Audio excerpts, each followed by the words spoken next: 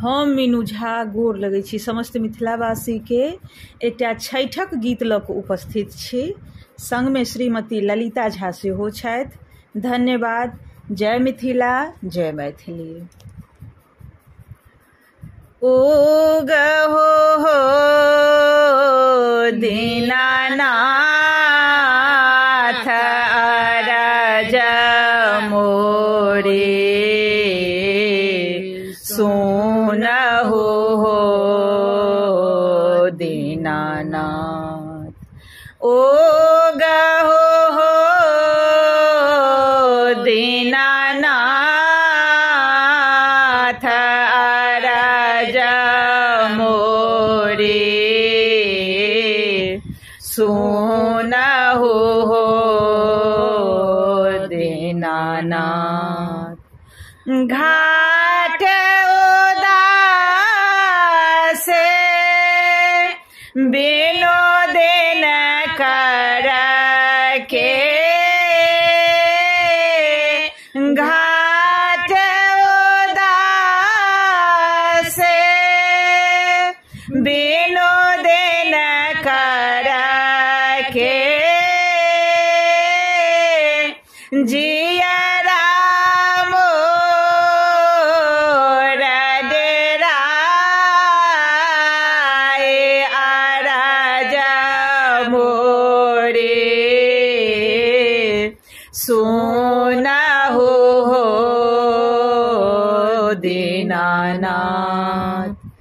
पहिल अरघिया डूबैत आदित्य के, पहिल अरघिया डूबैत आदित्य के, दोसर उगैत सकाल अरज मोरे, सुनहु हो दीनानाथ। उगहो हो दीनानाथ अरज मोरे, सुनहु हो दीनानाथ। जल में ठाढ़ कपैत बराए तेना, जल में ठाढ़ कपैत बराए तेना,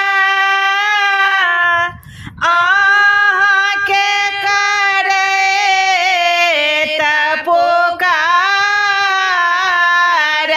अरज मोरे, सुनहु हो दीनानाथ। उगहो हो दीनानाथ अरज मोरे, सुनहु हो दीनानाथ।